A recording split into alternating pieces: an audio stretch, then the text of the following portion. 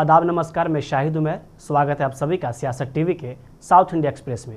आइए देखते हैं मुख्य समाचार।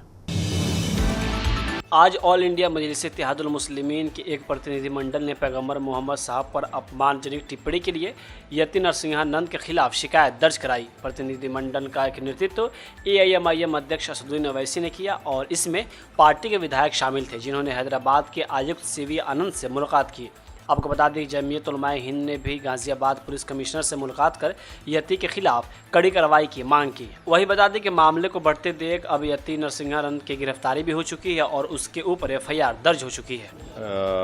आज MIM पार्टी की तरफ से हमारे पार्टी के MLAs, MLCs और मैं खुद कमिश्नर पुलिस हैदराबाद जनाब CV आनंद साहब से हम मुलाकात किए और उनसे हम एक रिटर्न रिप्रेजेंटेशन दिए, जिसमें हम कमिश्नर पुलिस हैदराबाद से ये डिमांड करे हैं कि एक यति नरसिंहानंद है जो दासना गाजियाबाद के टेम्पल के प्रीस्ट भी हैं, वहाँ पे रहते भी हैं। उन्होंने अपने एक वीडियो में, एक स्पीच में उन्होंने prophet Mohammad peace be upon him सल्लल्लाहु अलैहि वसल्लम के बारे में बकवास और अनाप शनाप और डिरोगेटरी और ऑब्नॉक्शियस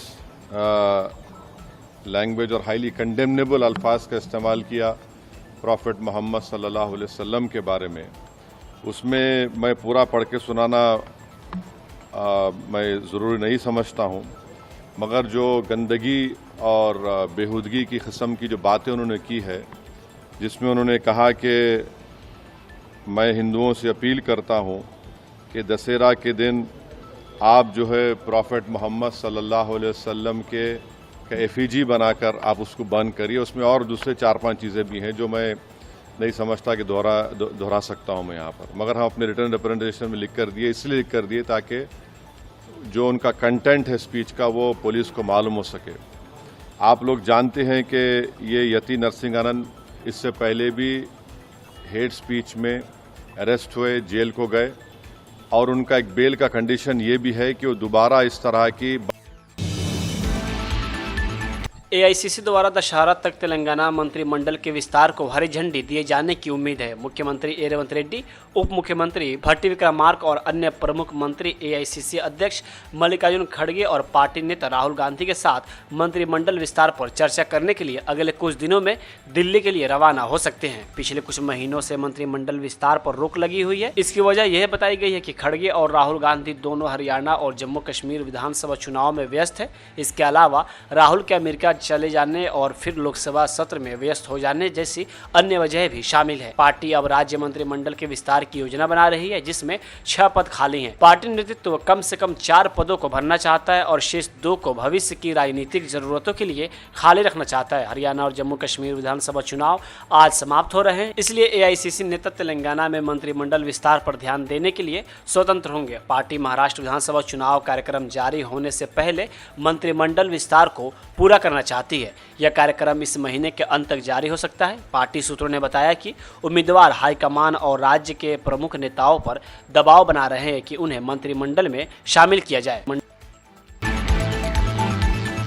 BRS नेता और पूर्व मंत्री T हरीश राव ने चेतावनी दी है कि अगर वादा किया गया कृषि ऋण माफी जल्द ही लागू नहीं की गई तो BRS दिल्ली में कांग्रेस नेता राहुल गांधी के आवास के बाहर विरोध प्रदर्शन करेगी। जिले के थोरूर मंडल में किसानों की एक बड़ी सभा को संबोधित करते हुए हरीश राव ने घोषणा की कि अगर जरूरत पड़ी तो BRS अपना विरोध दल दिल्ली तक पहुँच जाएगी। उन्होंने कहा, किसानों को उम्मीद नहीं खोनी चाहिए, BRS न्याय मिलने तक उनके साथ खड़ी रहेगी। हरीश राव ने रेवंत रेड्डी सरकार की आलोचना करते हुए आरोप लगाया कि सत्ता में रहने के 10 महीने के दौरान वह अपने वादों, खासकर किसानों से किए गए वादों को पूरा करने में विफल रही है।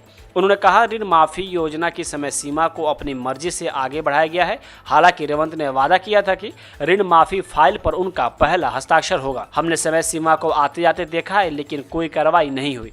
रेवंत ने देवताओं की कसम खाई, लेकिन उनके वादे खोखले साबित हुए। BRS विधायक ने सरकार पर रायतु भरोसा, पेंशन और महालक्ष्मी योजना सहित प्रमुख कल्याणकारी योजनाओं की उपेक्षा करने का भी आरोप लगाया। ऋण माफी का इंतजार कर रहे पालकुर्थी मंडल के 4314 किसानों की दुर्दशा को उजागर करते हुए उन्होंने सरकार के प्रगति के दावों को चुनौती दी और सवाल किया कि अगर ऋण माफी पूरी हो गई है तो विरोध प्रदर्शन क्यों जारी है। हरीश ने आगे कहा कि कृषि मंत्री थुमल्ला नागेश्वर राव ने भी स्वीकार किया है कि ऋण माफी के पात्र 22 लाख किसानों में से कई को राहत नहीं मिली है। हैदराबाद के शमशाबाद में बीती रात पारिवारिक मुद्दों को लेकर 55 वर्षीय एक व्यक्ति की उसके बेटे ने हत्या कर दी। मृतक की पहचान ए रामोलू के रूप में हुई है। वह शमशाबाद के इंदिरा नगर कॉलोनी में रहता था। बीती रात पारिवारिक मुद्दों को लेकर रामोलू और उसके बेटे शिव कुमार के बीच बहस हुई। शमशाबाद इंस्पेक्टर सुरेंद्र रेड्डी ने बताया, गुस्से में शिवा ने कुल्हाड़ी लेकर अपने पिता पर हमला कर दिया, जिससे वह घायल हो गया। इसके बाद रामोलू की मौत हो गई। सूचना मिलने पर पुलिस मौके पर पहुंची और शव को पोस्टमार्टम के लिए उस्मानिया जनरल अस्पताल के शवगृह में भेज दिया गया। मामला दर्ज कर लिया गया है। तेलंगाना उच्च न्यायालय ने HMDA के सहायक नियोजक अधिकारी सुधीर कुमार माधवर को अग्रिम जमानत दे दी, जिसके खिलाफ पुलिस ने हाइड्रा की शिकायत पर मामला दर्ज किया था, जिसमें उन पर निजामपेट नगर निगम के प्रगति नगर में इनकुंडा के बफर जोन में निर्माण की अनुमति देने का आरोप लगाया गया था। शिकायत के अनुसार सुधीर कुमार ने यह सत्यापित किए बिना कि भूमि सरकार की है या नहीं सत्यापन रिपोर्ट प्रस्तुत की, जिसके आधार पर अनुमति दी गई। उन्होंने अदालत को बताया कि जब भवन निर्माण की अनुमति के लिए आवेदन किया जाता है तो उसे 2 विभागों भूमि मंजूरी और तकनीकी अनुभाग को भेजा जाएगा। पूर्वकार नेतृत्व में MRO या तहसीलदार करता है, जिससे भूमि के स्वामित्व को सत्यापित करना होता है और तकनीकी अनुभाग को सत्यापन रिपोर्ट प्रस्तुत करनी होती है, जिसमें एक सहायक नियोजक अधिकारी, नियोजन अधिकारी और निदेशक शामिल होते हैं। पूर्व MLC और JDS बेंगलुरु शहर इकाई के अध्यक्ष HM रमेश गौड़ ने आरोप लगाया कि राज्य के आंतरिक सुरक्षा प्रभाग द्वारा उनका फोन टैप किया जा रहा है। JDS नेता ने कहा कि वह पुलिस आयुक्त के समक्ष शिकायत दर्ज कराएंगे और जांच कराई जानी चाहिए। रियल एस्टेट कारोबारी विजय टाटा की शिकायत के आधार पर पुलिस ने गौड़ा और केंद्रीय मंत्री HD कुमारस्वामी के खिलाफ उनसे 50 करोड़ रुपए मांगने के आरोप में FIR दर्ज की। गौड़ा ने आरोपों को खारिज किया और न्याय सुनिश्चित करने के लिए विशेष जांच दल के गठन की मांग की। गौड़ा और JDS के अन्य नेताओं ने विजय के खिलाफ शिकायत के बावजूद FIR दर्ज नहीं करने पर बेंगलुरु के अमृतहल्ली पुलिस स्टेशन के सामने पुलिस के खिलाफ विरोध प्रदर्शन किया।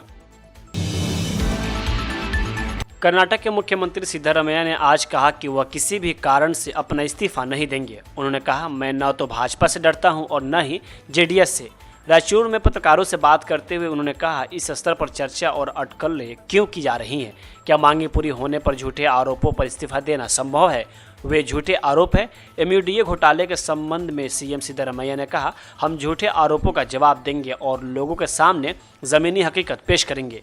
मैं उन पार्टियों से नहीं डरता क्योंकि मैंने कुछ भी गलत नहीं किया है। अगर मैंने कोई गलत काम नहीं किया है तो मुझे डरने की कोई ज़रूरत नहीं है। अगर झूठे आरोप सामने आएंगे तो क्या कोई इस्तीफा देगा? राज्य में सत्ता परिवर्तन को लेकर चल रही बहस के बारे में पूछे जाने पर CM सिद्धरामैया ने गुस्से में पूछा, आपको किसने बताया कि मुझे मुख्यमंत्री पद से हटाने पर बहस चल रही है?